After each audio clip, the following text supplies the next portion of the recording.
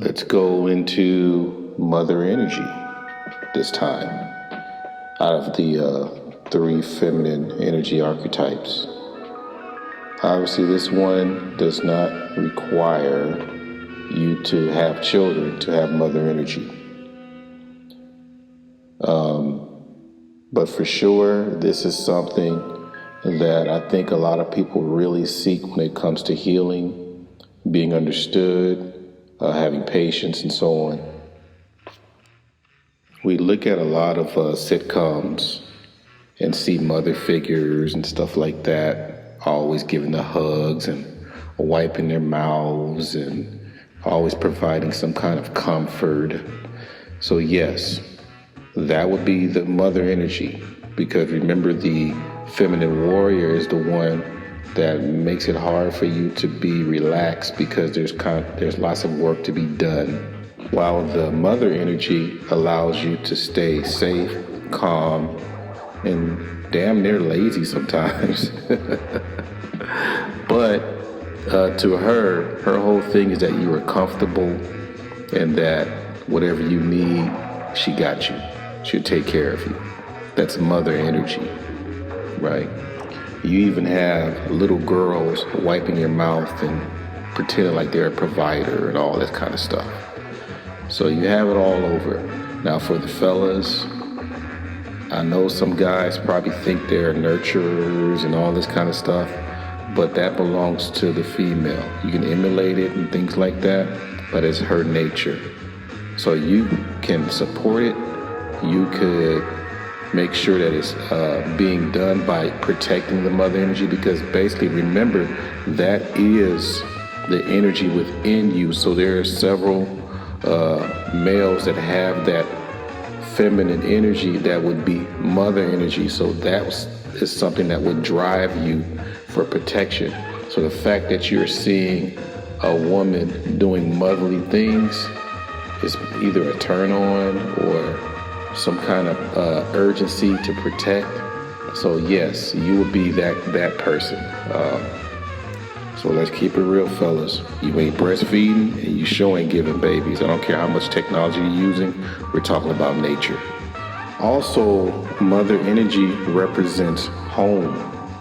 It represents a nation. It represents where you came from. So a lot of people always got to go to mother because it gives you that sense of home. And there is a protective mechanism from the mother energy, but her protection, unlike the feminine warrior, her protection is more internal. She's trying to make sure that whatever is within you that is at harm, she's going to make sure that that's going to be blocked. So she's going to be doing her job, whereas the feminine warrior protects you from the outside. Okay? So that's why those hugs are important. You know, those kisses on the cheeks, all the things that are soft and gushy. You know, those are protective mechanisms, but on the more relaxed and soft side. And some of the examples that we can use, like Isis or Aset, we have Yamaya or Yamoja. We also have Diana, the moon goddess in the Roman mythology. And we also have Mary, Mother Mary, Guadalupe, those things. Usually those archetypes in those particular systems gives you some kind of sense of hope and healing. Remember, they are associated with the ocean, the moon. There's always a baby involved where they're in their arms. I mean, to an effect, you're looking at the Taurus also, or Hathor, or Hetharu. That's another mother type figure too, Nut. That's in Egypt mythology as well.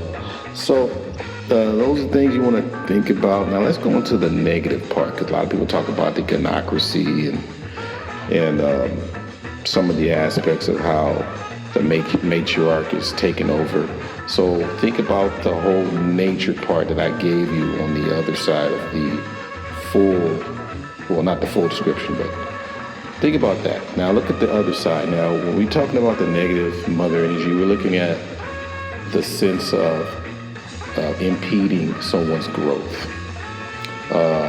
only looking out for herself and not everyone else, or looking out for someone else based on her gain and not the whole people. Remember, mother energy is a provider of love and fulfillment, that kind of thing.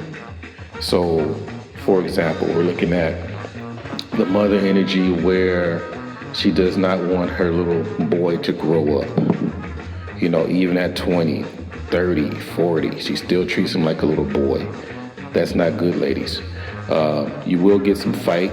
Matter of fact, that probably was the birth of gangster rap. They wasn't really saying much about the mother as far as anything negative, but they took it out on women because they love their mamas. Shout out to Tupac. So you want to look at this in this sense. When you're impeding someone's growth, it's like taking a flower or a piece of fruit or a tree. You're just squeezing the life out. You're not letting it grow, even though you're calling it love, but it's not love. It's some kind of obsession of something that you want to be stuck in the past. Remember, mother moves forward. Mother is about growth. So you want to make sure that you keep that growth in place so he will be able to grow up in his full nature, and he would be able to make sure that you continue doing your thing and being who you are because you gave birth to that. What usually happens is when you are giving birth to that male that is not fully grown, from your part, I would say, from your part, not fully grown, he becomes more of a stress to you. You can't just push him away. It's still going to come back to you. Then you got them preventing their daughters on growing. Whereas, you would hope that the girl grows up to be just as good as you, learn all of her natures as a female, things like that. Remember, you're providing that based on the good of her and all, not just your personal self, but you got your personal game where you want them to go clubbing with you. Y'all want to do the whole shopping thing, and y'all want to keep her from, finding her potential and things like that. It's all about you and all that. That works against you because you're not allowing the growth. And so you do have pushback later on, right? So there's a difference between having a judgment of, how you say, well, I don't want them to do things,